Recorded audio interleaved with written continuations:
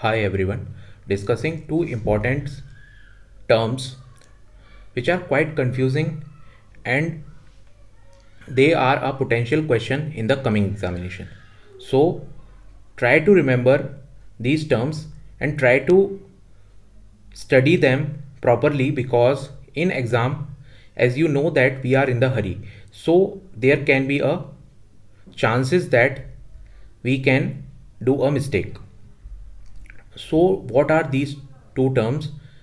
These are breastfeeding jaundice and breast milk jaundice.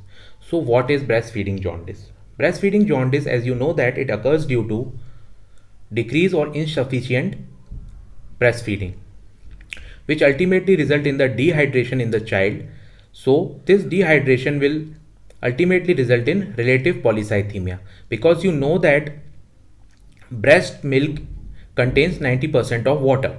So whenever there is a decrease in the amount of water, it will ultimately result in the decrease in the blood volume. Whenever blood volume decreases, there will be a relative increase in the RBCs. Some books also mention that there is a sluggish flow of a bile, so there can be a jaundice. But whatever will be the reason, we know that there is a jaundice. So what is the treatment of this breastfeeding jaundice?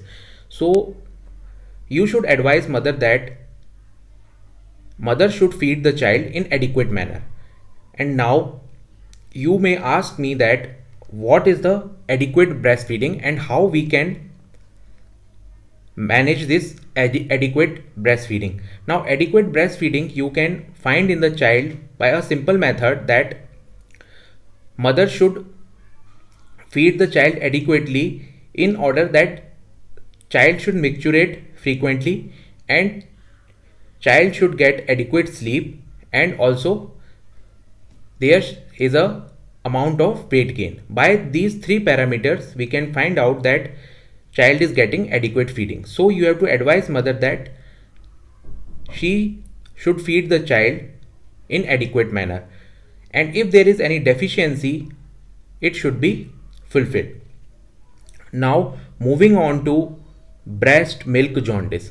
Now this is another type of a jaundice which occurs due to some of the substances which are present in the milk. Now these substances, you should remember that there can be a one liner from these substances like pregnanidiol and free fatty acid. What they do is that they interfere with the conjugation. You remember that this conjugation is an important process which occurs in the liver. By this, unconjugated bilirubin, which is water insoluble and cannot be excreted, is converted to conjugated bilirubin, which is water soluble and can be excreted. So if this process is not occurring properly, you know that there is an increase in the unconjugated bilirubin, which will ultimately result in the jaundice. And time at which this happens is second to third week of life. And the potential question which can be asked from this is that this is a temporary phenomena and a self-limiting condition. You have to remember this, and they can ask you like what they can give you a question like this: what are the indications to stop breast milk? They can give you n number of options and they will provide another option, that breast milk jaundice. So you have to remember that this is never an indication for the stopping of breastfeeding.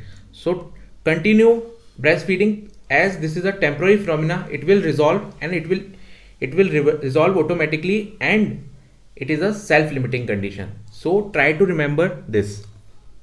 So try to remember these things. These are quite frequently asked in the examination.